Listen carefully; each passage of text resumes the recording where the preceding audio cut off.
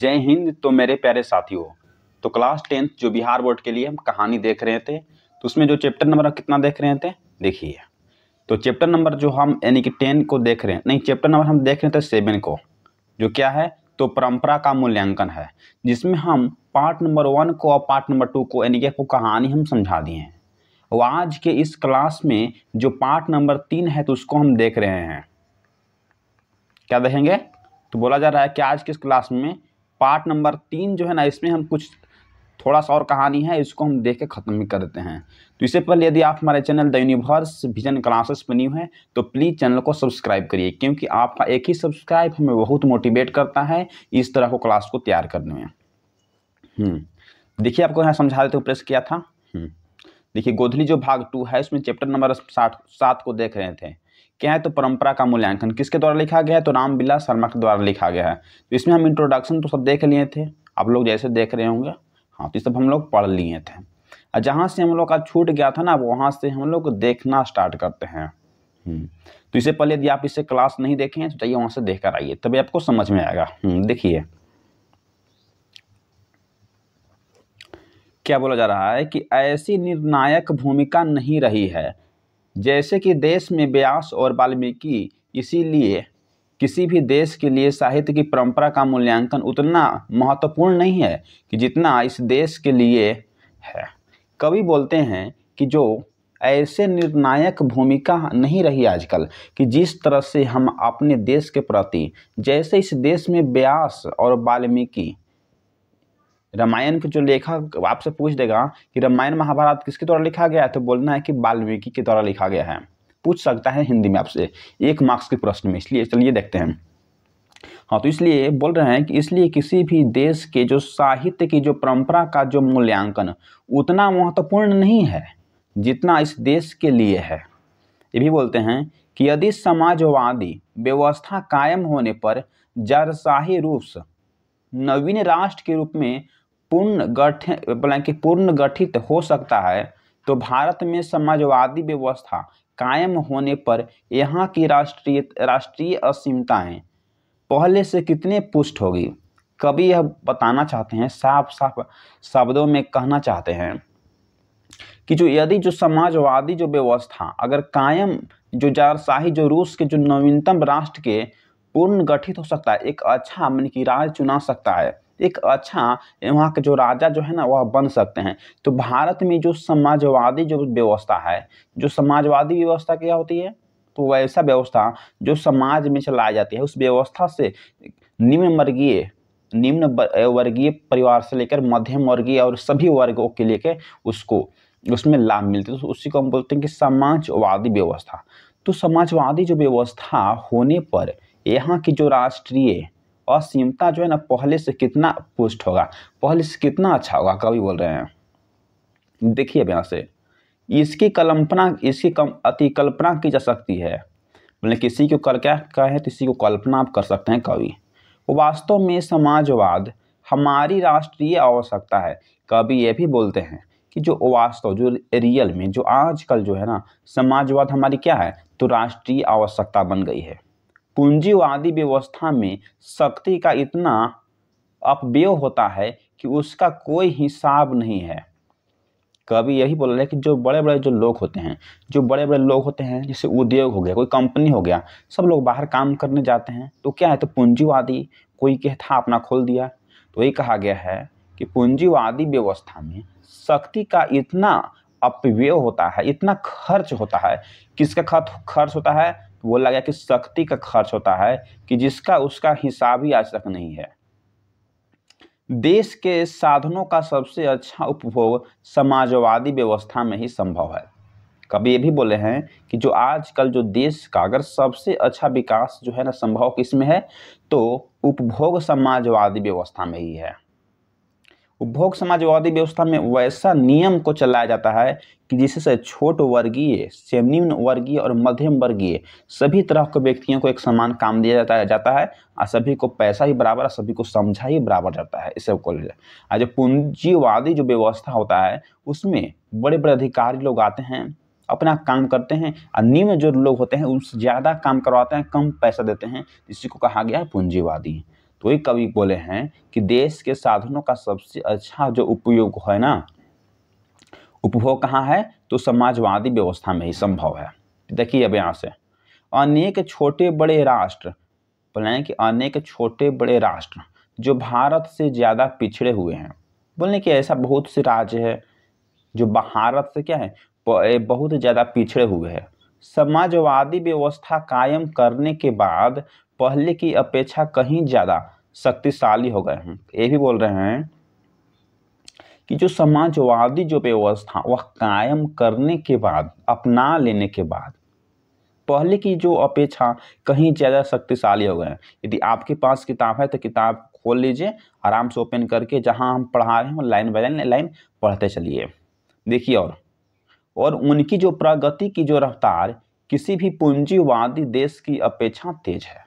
ये भी कवि बोल रहे हैं कि किसी भी जो पूंजीवादी जो देश की जो अपेक्षा, किसी भी पूंजीवादी देश की अपेक्षा भारत की जो राष्ट्रीय जो क्षमता है ना, पूर्ण विकास समाजवादी व्यवस्था में संभव है। किस व्यवस्था में संभव है, तो बोला जा रहा है कि जो समाजवादी जो व्यवस्था है ना, तो उसमें ही संभव है। अब यहाँ से हम देखना स्टार्ट करते हैं। देखिए आपको हम किताब का जो एक्सप्लेनेशन जो है ना, लाइन बाय लाइन हम स्टोरी एकदम आपको हिंदी में समझा दे रहे हैं। इसके बाद आप जब ऑब्जेक्टिव को करिएगा, जब सब्जेक्टिव को करिएगा, तब आपको लगेगा कि ना कहानी को पढ़े हुए हैं। आप केवल सुनते जाइए, कहानी जो है ना आपको सुनने से ही याद होता है। ठीक, देखिए और साहित्य की परंपरा का पूर्ण ज्ञान समाजवादी व्यवस्था में ही संभव है। कवि ये भी बोल रहे हैं कि जो साहित्य की जो परंपरा का जो पूर्ण जो ज्ञान जो है ना हमें तो कहाँ से मिलता है, कहाँ से संभव है, तो बोला जाए कि समाजवादी जो व्यवस्था है वहाँ से ही संभव है। देखिए समाजवादी संस्कृति पुरानी संस्कृति से नाता नहीं तोड़ती है। कवि ये भी बोल रहे हैं कि जो हमारी जो पुरानी जो संस्कृति है उससे समाजवादी जो है ना वह संस्कृति से नाता नहीं तोड़ती है। क्या है, तो समाजवादी जो है ना वह पुरानी संस्कृति से नाता कभी नहीं तोड़ती, उसको कभी नहीं भूलती है। वह उसे आत्मसात करके आगे बढ़ती है, उसको लेकर उसको देखते हुए आगे बढ़ती है। क्या, तो समाजवादी।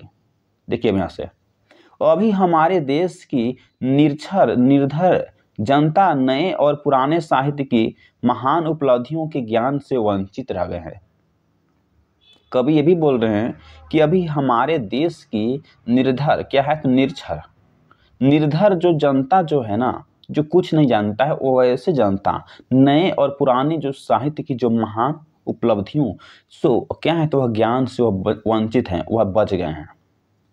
जब वह साक्षर हो गए, बोले हैं कि जब वह साक्षर होगी, साहित्य पढ़ने का उससे आवश्यकता होगा, जरूरी होगा।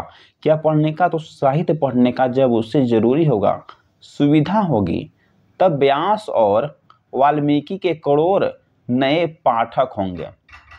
ये भी बोल रहे हैं कि जब उनको साहित्य पढ़ने का उत्सुक होगा, जरूरी होगा, तब जो वाल्मीकि जो है ना उनके करोड़ नए पाठ खुलकर बाहर आएंगे। जो हम लोग चैप्टर पढ़ रहे हैं, कोई लिखा है तभी तो पढ़ रहे हैं।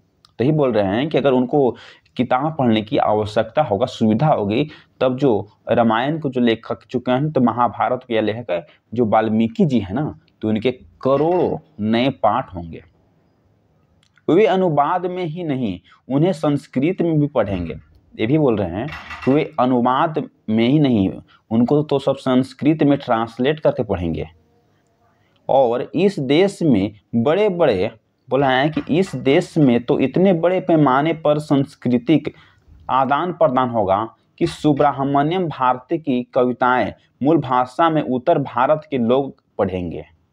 क्या बोल रहे हैं कि तब जो इस जो देश जो है ना, तब इस देश में इतने बड़े जो पैमाने पर जो संस्कृति जो आदान प्रदान होगा, इसका मतलब क्या है कि जो यहाँ का जो संस्कृति जो कल्चर है किसी और अपनाएगा, वहाँ है कल्चर संस्कृति किसी और अपनाएगा।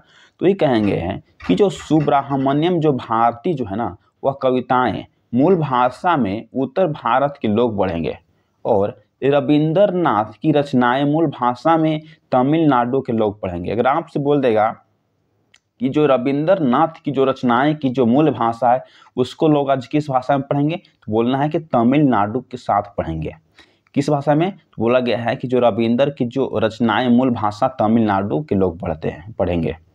यहाँ की विभिन्न भाषाओं में लिखा हुआ है कि साहित्य जातीय सीमाएं क्या है, तो लांघकर सारे देश की संपत्ति बनेगा। यही बोल रहे हैं कि यहाँ तो क्या बोल रहे हैं कि यहाँ की विभिन्न जो भाषाओं में जो लिखा हुआ जो साहित्य जो है ना, वह जातीय सीमाएं को जो लांघकर सारे देश की जो है संपत्ति बनेगा। जिस भाषा के बोलने वाले अधिकतर निरक्षर हैं और अपने साहित्यकारों का बहुत नाम सुनते हैं, तो वे इनकी जो रचना पढ़ेंगे और तब अंग्रेजी भाषा प्रभुत्व जमाने की भाषा न होकर वास्तव में ज्ञान अर्जन की भाषा होगी। और हम केवल अंग्रेजी ही नहीं पढ़ेंगे कि अनेक भाषाओं के साहित्य का अध्ययन करेंगे और एशिया की भाषाओं की जो साहित्य से हमारा यूरोप परिचय गहरा होगा। तब मानव संस्कृति की जो विशद धारा में भारतीय साहित्य की नवीनतम योगदान होगा। इतना जो कहानी जो था इसको तो हम पढ़ा दिए हैं। इसमें अगर कुछ छोटा सा पार्ट अगर आपको लग रहा होगा समझ में नहीं आया है तो इसको आप 2 बार 3 बार पढ़ लीजिए, आपको अच्छा से समझ में आ जाएगा। जहाँ तक हम उम्मीद लगाएं कि आपको उसी भाषा में समझाएं कि जहाँ तक आपको अच्छा से समझ में आना चाहिए। तो आज आपको यहाँ चैप्टर नंबर कितना जो है, चैप्टर नंबर 7 यानी कि कहानी एंड होता है। चैप्टर नंबर जो 7 है ना, कहानी आपको यहाँ तो एंड हो जाती है, ख़त्म हो जाती है। इसके बाद हम चैप्टर नंबर अब 8 को देखना स्टार्ट करेंगे।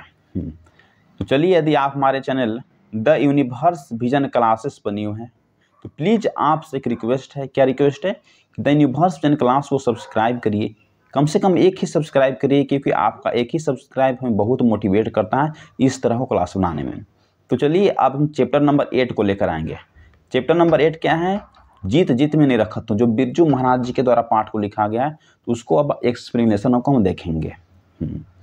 तो thanks for watching this video. जय हिंद जय भारत। इसका अगर पीडीएफ चाहिए आपको ना तो पीडीएफ आपको मिल जाएगा। टेलीग्राम के चैनल पर आप जुड़ जाइए, वहाँ से जाके पीडीएफ आप ले सकते हैं। तो thanks for watching this video. जय हिंद जय भारत मेरे दोस्त।